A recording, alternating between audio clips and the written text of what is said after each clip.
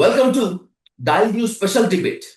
నాకు న్యాయం చేయండి, నాకు న్యాయం కావాలి అన్నటువంటి బాధిత మహిళను ఇంకా క్లియర్ కట్ గా చెప్పుకోవాలంటే దళిత మహిళకు న్యాయం చేయలేదు, కానీ ఆమెపై నడి రోడ్డులో దాడి చేశారు జనసేన నేత తాతంశెట్టి నాగేంద్ర. ఇప్పటి వరకు రైల్వే కోడూరు ఎమ్మెల్యే అరవ శ్రీధర్ బాధితురాలు హర్షవీణపై దాడి చేసినందుకు తాతంశెట్టి నాగేంద్రపై ఎలాంటి చర్య తీసుకోలేదు జనసేన అధినేత పవన్ కళ్యాణ్. ఇదంతా ఒకెత్తైతే అసలు పట్టపగలు నడి రోడ్డులో దళిత మహిళపై, అందున బాధిత మహిళపై దాడి చేయటం ఎంతవరకు సమంజసం, అసలు రాష్ట్రంలో ఏం జరుగుతోంది అనేటువంటి టాపిక్ పై ఇన్ డెప్త్ గా డిస్కస్ చేద్దాం. Let's invite political analyst KS Prasad గారు అంటూ the dial news hot seat with Vijay sir. Prasad గారు నమస్తే. నమస్తే అండి. ప్రసాద్ గారు, ఆ కీచక పర్వం, ఖచ్చితంగా దాన్ని కీచక పర్వమే అనాలి. అతను లీడర్ అయ్యాడో, అతను ఎందుకు అట్లా దుర్మార్గంగా బిహేవ్ చేశాడో ఏమంటే అర్థం కానటువంటి పరిస్థితి. రాజకీయాలు ఏ విధంగా అయినా ఉండొచ్చు, కానీ ఓ మహిళని ఆపై అలా దాడి చేయటం నిజంగా దుర్మార్గమే. ఓవరాల్ గా ఈ ఇష్యూపై మీ అనాలిసిస్ ఏంటి? ఫస్ట్ ఆఫ్ ఆల్, ఆడపిల్లని ఆ విధంగా కర్ర పెట్టి కొట్టడం, దాడి చేయడం అది అమానుషం. మనం ఆటవిక రాజ్యంలో లేవు, ప్రజాస్వామ్యంలో ఉన్నాం.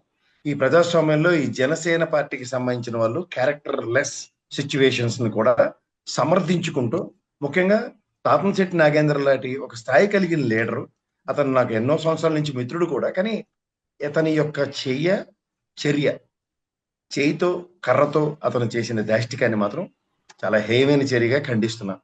అండ్ మోర్ ఓవర్, ఇవాళ ఆడపిల్లలకి ఏదైనా జరిగితే అని ఇలా చిటికలేసి పొగడి కబుర్లు చెప్పిన పవన్ కళ్యాణ్ నిజంగా ఆడపిల్లల మీద దాడి జరిగితే ఎక్కడ ఉన్నాడో మేము గుండె చెతికినా దొరకట్లేదు. అంచేత అబద్ధాల పునాదుల మీద ఏర్పడిన ప్రజాప్రభుత్వం కింద దీన్ని అభివర్ణిస్తూ అతను నోరిపితే అబద్ధాలే మాట్లాడి మొత్తానికి అధికారమే పరమావధిగా అధికారం సాధించుకున్న తర్వాత ఈ ఆడపిల్లల మీద నిత్యం అఘాయిత్యాలు అండ్ నిత్యం వాళ్ళ మీద దాడులు.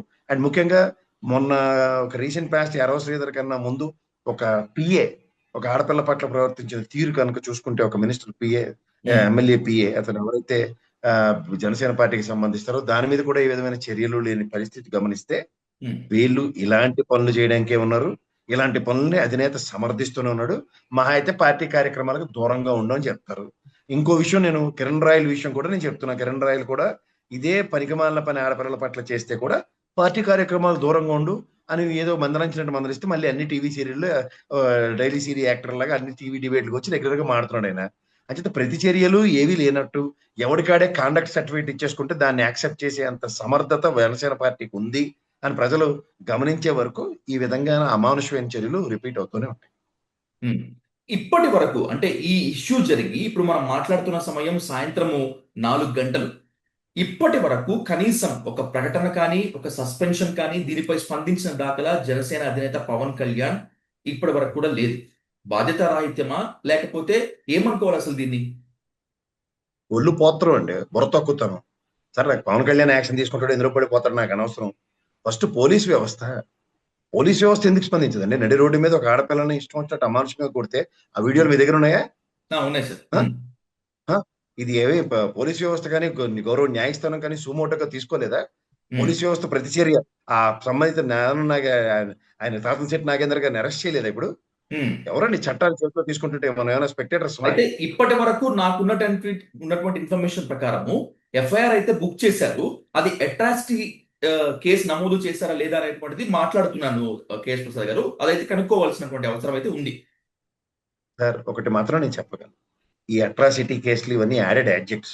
ఫస్ట్ హ్యుమానిటీ, మనిషి ముఖ్యంగా ఆడపిల్లను కొట్టే సంస్కృతి ఏంటంటే నాకు అర్థం కాదు. ఆడపిల్లని కొట్టడం ఏంటండి? మీరు కొడతారా చెప్పండి? చదువుగారు, మీరు కొడతారా? ఎట్లా చేసుకుంటాం కాదండి, మీకు ఇంట్లో 2 బంగారు తల్లులు ఉన్నారు, ఆడపిల్లలు. ఏ రోజున కొట్టారాలని? ఒక ఫేమస్ సేయింగ్ ఉంటుంది కేఎస్ ప్రసాద్ గారు, మగవాళ్ళు ఆడవాళ్ల మీద, చిన్న పిల్లల మీద, అంటే పసిపిల్లల మీద ఎందుకు చెయ్యెత్తుతారు, ఎందుకు కొడతారు అంటే వాళ్ళు తిరిగి కొట్టలేరు, ఏమీ చేయలేరు అన్న ధైర్యంతో, అహంభావంతో అట. అహంభావం కాదు, ఇలా చేతకాని ససవతనాన్ని నాకు చేవన్న ససవన కాదని ప్రూవ్ చేసుకోవడానికి చేసే ఒక అమానుషకరమైన చర్య అంటారు. ఎందుకంటే మనదో ఉన్న తప్పును వేలెత్తి అవతల వాళ్ళు చూపించినప్పుడే నీకు ఫ్రస్ట్రేషన్ స్పీక్కి వెళ్తాయి. ఉమ్, ఇప్పుడు ఆ అమ్మాయి ప్రశ్నిస్తుంది, నాకు జరిగిన అన్యాయానికి ఏం చేస్తారు అంటే తన క్యారెక్టర్ అసాసినేషన్ స్టార్ట్ అయింది. వ్యక్తిగతంగా ఫోన్లో ఇష్టం వచ్చినట్టు మాడిన ఉదంతాలు ఉన్నాయి. తదనంతర పరిణామంలో ఏకంగా ఆటవిక చర్యలు, మనుషుల మీద పడి కొట్టడమా. ఎవరు ఇస్తున్నారు వీళ్ళకి ఇంత సూపర్లేటివ్ డిస్క్రిప్షన్స్? ఏంటి, ఒక పార్టీకి జనరల్ సెక్రటరీ అయినంత మాత్రాన ఒక పార్టీకి సంబంధించిన ఆయనకి సంబంధించిన పార్టీ అధికారంలో ఉంటే ఈ చట్టం చేతిలోకి తీసుకోవచ్చా? ఇదే రాయలసీమలో ఒక ఎమ్మెల్యే గారి తమ్ముడు పోలీస్ కానిస్టేబుల్ చెప్పు గోప మీద కొట్టాడు. ఈయనేమో ఈ పనికిమాలలోనేమో ఈ పనికిమాలిన పని చేశాడు. ఊరుకుంటున్నావునా? ఏం చేస్తారు? ఎందుకు ఇదేనా ఈ ఆటవిక సమాజాన్ని నెలకొల్పడానికి దీనికి ప్రజాస్వామ్యం అని పేరు పెట్టారు? ఎందుకేనా ప్రజలు 164 స్థానాలు ఇచ్చి నెత్తి పెట్టుకున్నారు? ఉమ్. క్రిస్టల్ క్లియర్ గా అమ్మాయి తన మీద జరిగిన అమానుషకర చర్య ఏదైనా సరే, ఇది పెద్ద పవన్ కళ్యాణ్ ఫ్యాన్లు కదా, ఆ సినిమా ఏదో వకీల్ సాబ్ ఏదో వచ్చింది కదా, నో అంటే నో అని మూతులు తిప్పుకుంటూ పెద్ద పెద్ద డైలాగులు చెప్పాడు కదా. ఉమ్. వీళ్ళకి వర్తించవు అవి? ఏం సార్? ఉమ్.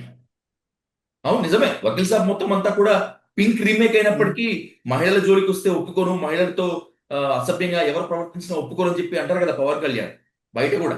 మరి మరి బయట కూడా పకోడీ కబుర్లే కదా. ఎందుకు ఈ ఉమ్. దిక్కుమాల అబద్ధాలు? టచ్ చేసేసుకుని గడ్డలు పెంచేసుకుని జుత్తు ఎగరేసేసుకుని తిరిగేస్తే పని అయిపోతుంది అనుకుంటున్నారు రేటే. ఇదేనా ప్రజాస్వామ్య పరిరక్షణ అంటే? జనసేన ఏమనంటే అధినేతగా పార్టీ కార్యక్రమానికి దూరంగా ఉండు.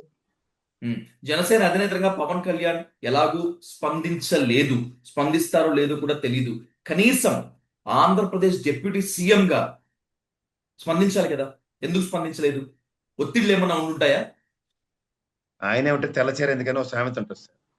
ఒత్తిడిలో వాళ్ళకాడ సగం టైం ఎవరికి ఇన్విజిబుల్ మోడ్ లో ఉండి చెడు విన్ను చెడు కన్ను అన్నట్టు నేను ఎవడేం చెప్పినా విన్నాను అనుకుని గసురుకుంటూ పోతుంటే ఏమవుతుంది?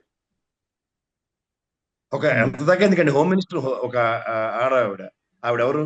తల్లి స్థానంలో ఉంది హోంమంత్రి అంటే. ఒక ఆడపిల్ల మీద, తోటి ఆడపిల్ల మీద, అది కూడా తన సామాజిక వర్గానికి సంబంధించిన వాళ్ళ మీద అలాంటి దాడి జరిగితే ఇదేనా ఇదేనా మనం లా అండ్ ఆర్డర్ని పరిరక్షించడం? ఉమ్. ఇదే లా అండ్ ఆర్డర్ని ఇలాగే పరిరక్షిస్తాం అంటే చెప్పనండి. మాకు ఇంకా అనవసరం డిబేట్లు కానీ, మీరు నేను దీని మీద చర్చించుకోవడం కానీ. దళితులపై అఘాయిత్యాలు జరుగుతున్నప్పుడు, మహిళలపై అఘాయిత్యాలు జరుగుతున్నప్పుడు వైసీపీ మాత్రమే కాకుండా ఆంధ్రప్రదేశ్ లో ఉన్న ప్రజాస్వామికవాదులు, బుద్ధిజీవులు మరో బీహార్ గా, మరో నార్త్ ఇండియాలో భయంకరంగా ఉండేటువంటి కొన్ని సిటీస్ తో పోలిక చెప్తూ ఆంధ్రప్రదేశ్ కూడా అలాగే తయారవుతుంది అని చెప్పి అంటున్నారు. నిన్నటి ఘటన దానికి తీసిపోని ఉదాహరణగా తీసుకోవచ్చా ప్రసాద్ గారు? అంటే ఇప్పుడు మీరు చెప్పిన సోకాల్డ్ మేధావులు ముసుగులు ఏదవేశాలు వేసి ఈ పనికిమాలిన మేధావులు అందరూ అప్పుడు చెప్పినట్టు బీహార్ అయిందా అన్నదానికి బీహార్ అయిపోయింది కాబట్టి మేము మాట్లాడట్లేదని చెప్తారు. మీరు అలాంటి ఫ్లూలు ఇవ్వకండి పనికిమాలిన మేధావులు. ఉమ్. అర్థమైందా మీకు? ఉమ్. అప్పుడు మేము బీహార్ అని చెప్పాం కదా, నిజంగా బీహార్ అయిపోయింది అందుకని మేము ఏం చేయలేకపోతున్నాం అందుకని మాట్లాడట్లేదని చెప్తారు. ఉమ్. అందుకని ఇంకేం లేదు దాంట్లో. ఓ ఆడపిల్లపై, ముఖ్యంగా ఓ దళిత మహిళపై న్యాయం కావాలి అని నినదిస్తున్నటువంటి బాధితురాలిపై ఇంత నిర్లజ్జగా, ఇంత నిస్సిగ్గుగా, ఒళ్ళు కొవ్వెక్కి, ఇంకా క్లియర్ గా చెప్పాలంటే నరాన మదం ఎక్కి జనసేన లీడర్ తాతంశెట్టి నాగేంద్ర నడి రోడ్లో అలా పోలీసుల లాఠీ పట్టుకొని కొడుతున్నా కూడా, ఆ విజువల్స్ అన్ని వైరల్ అవుతున్నా కూడా ఒక నామమాత్రపు కేసు బుక్ చేసి పక్కకు పెట్టారు. ఇటు జనసేన అధినేత పవన్ కళ్యాణ్, ఇటు హోమ్ మినిస్టర్ అనిత స్పందించలేదు అంటే మా పార్టీ కాదు, లేకపోతే మా పార్టీకి అగెనిస్ట్ గా మాట్లాడుతోంది కాబట్టే అని అనుకోవాలా? ఏం సార్ ఇది? నాకు అర్థం కాదు. ఇది ప్రజాస్వామ్యంలో ఆడపిల్లకి జరిగిన అన్యాయాన్ని తను నిర్లజ్జగా నిస్సిగ్గుగా బయటకు వచ్చి తనంత కష్టాన్ని తనే చెప్పుకుంటుంది. దానికి గౌరవ ముఖ్యమంత్రి గారికి ఒక లెటర్ రాసింది, పవన్ కళ్యాణ్కి రాసింది, నెక్స్ట్ మరి నాకు తెలిసి హోంమంత్రికి కూడా రాసి ఉంటుంది, డీజీపీ గారికి ఇచ్చిన ఉదంతాలు కూడా ఉన్నాయి. తనకి న్యాయం చేయమని అడిగిన దానికి రోడ్ల మీద పడి కొడతానంటే ఇది ఎక్కడ విడ్డూరం అండి? ఇది ఎక్కడ దౌర్భాగ్యం అండి? అసలు ఎవరికైనా అర్థమవుతుంది అసలుకి? ఎవడండి ఈ తాతంశెట్టి నాగేంద్ర? ఎవరు అతను? ఒక పార్టీలో ఒక జనరల్ సెక్రటరీ స్థాయి అంటే ఏంటది? ఏంటది? విచక్షణ రాహిత్యంగా ప్రవర్తన నియమాలు లేకుండా సమాజంలో ఎలా పడితే అలా కోడ్ ఆఫ్ కాండక్ట్ ని డేవియేట్ చేస్తుంటే, దాన్ని ఓవర్టేక్ చేస్తుంటే, దాన్ని వైలేట్ చేస్తుంటే మనం చూస్తూ స్పెక్టేటర్స్ లో చూస్తాం కూర్చోవాలా? What the hell is taking place? ఇదేనా లా అండ్ ఆర్డర్? ఇదేనా పోలీస్ వ్యవస్థ? అరే, రోడ్డు మీద ఎవరైనా ఇద్దరు కొట్టుకుంటేనే పరిగెట్టి వెళ్ళి మనం విడదీస్తాం. అది ఒక ఆడపిల్ల మీద అంత నిర్లజ్జగా, ఆవిడ ప్రభుత్వ ఉద్యోగి. ఇదే ఇది చాలా హేయమైన చర్య సార్. తీవ్రంగా ఖండించవలసింది, తీవ్రంగా ఆక్షేపించవలసింది. నిస్సహాయ స్థితిలో ఉన్న పోలీస్ వ్యవస్థ అట్లీస్ట్ చేతన స్థితిలోకి రావడం అండ్ ముఖ్యంగా ఇలాంటి విషయాల్లో సుమోటో కింద తీసుకుని చట్టాన్ని అతిక్రమిస్తూ చట్టాన్ని చేతిలో తీసుకున్న వాళ్ళ మీద పోలీస్ జులుం ఖచ్చితంగా చూపించాలని నేను విన్నవించుకుంటున్నాను. రైట్. చివరిగా ఒక ప్రశ్నతో ముగిస్తాను ప్రసాద్ గారు.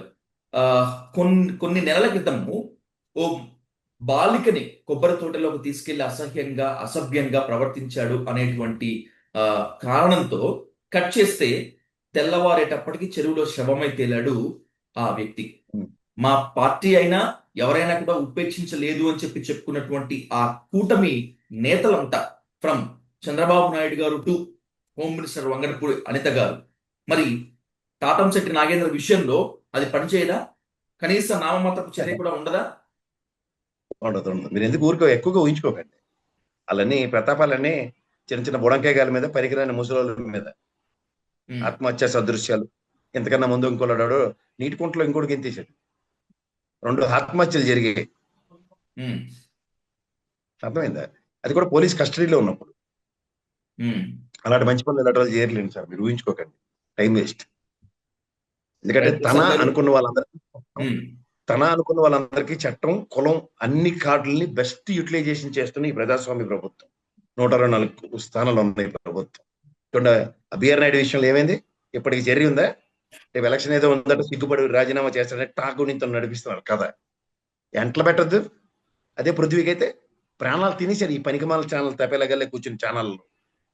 ఎందుకు? అతను కాపు కులస్తుడు కాబట్టి. ఇక్కడ ఆ విషయాన్ని కప్పిపుచ్చుకోవడానికి ఇప్పుడు తాతంశెట్టి నాగేంద్ర లాంటి లేదంటే అరవ శ్రీధర్ చేసిన కోతి పనులన్నిటికీ ఎక్కడికక్కడ ఫుల్ ప్లెడ్జెడ్ సపోర్ట్లు ఇచ్చుకుంటూ నాటకాలు ఆడుతున్నారు వీళ్ళు. రైట్. రైట్ అది ప్రసాద్ గారు, రాజకీయాలు ఏ విధంగా అయినా ఉండొచ్చు, కానీ ఆడబిడ్డ ఎవరైనా ఆమెకు రక్షణ కావాలి. ఆమె మాన ప్రాణాలను ఖచ్చితంగా కాపాడాల్సిన బాధ్యత అధికార పక్షం మీద మాత్రమే కాకుండా ప్రతిపక్షాల మీద ఉంది. ఏది ఏమైనప్పటికీ ఎవరి మనసు గాయపడ్డా, ఎవరి మనసు నొప్పించుకున్నా కూడా తప్పులేదు. కానీ నిన్న మాత్రం జరిగినటువంటి ఘటన నిజంగా భారతదేశంలో ప్రజాస్వామ్యము సిగ్గుతో తలదించుకోవాల్సిన సమయం. ఇటువంటి మళ్ళీ ఆ, పునరావృతం కాకుండా ఉండాలని, పునరావృతం కాకుండా ఉండేందుకు నిందితులపై కఠిన చర్యలు తీసుకోవాల్సిందిగా మనస్ఫూర్తిగా కోరుకుందాం. అనలిస్ట్ గా మీరు, జర్నలిస్ట్ గా నేను. Thank you so much Prasad గారు. Thank you much more.